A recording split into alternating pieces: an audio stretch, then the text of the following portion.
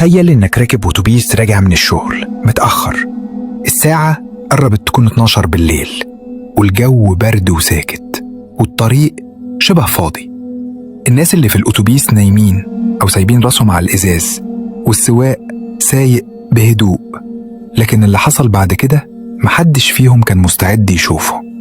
عند أول مطلع من مطالع الطريق وقف السواق فجأة من غير أي سبب.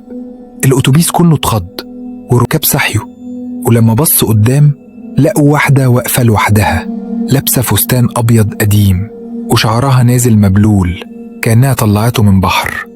الست مدت إيدها تطلب تركب، والسواق من غير ما ينطق فتح الباب. هي ركبت وقعدت في آخر الكراسي وفضلت ساكتة، ولا حتى وشها اتشاف. لكن الغريب إن كل ما الأتوبيس يتحرك الجو يبرد أكتر، باب يعلى على الإزاز كأن الموت راكب معاهم. واحد من الركاب قرر يقوم يسألها نازلة فين، لكن وهو ماشي ناحيتها اختفى صوته.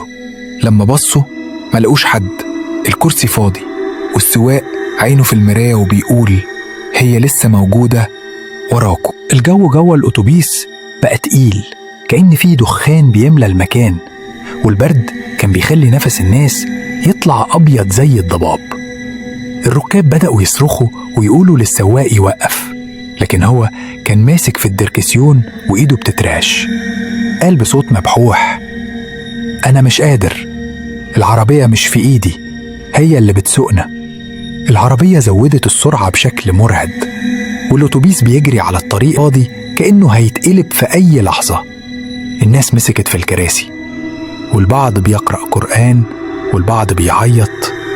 وفجأة الست اللي كانت قاعدة ورا ظهرت في المراية قدام السواق، وشها شاحب وعينيها سودة كأنها حفرة، ومدت إيدها على كتفه. في اللحظة دي الأتوبيس فرمل مرة واحدة. لما الناس وقعوا وقاموا يبصوا حواليهم لقوا نفسهم مش على الطريق الدائري، لأ، كانوا في مكان مظلم كأنه جراج مهجور أو سرداب تحت الأرض. الباب اتفتح لوحده، والسواق قام من مكانه، ما تكلمش ولا بص لحد، ونزل. واحد من الركاب حاول يمنعه، يا عم استنى، احنا فين؟ لكن السواق مشي في الضلمة واختفى، والباب اتقفل من تاني. والست رجعت ظهرت في آخر الأتوبيس وقعدت.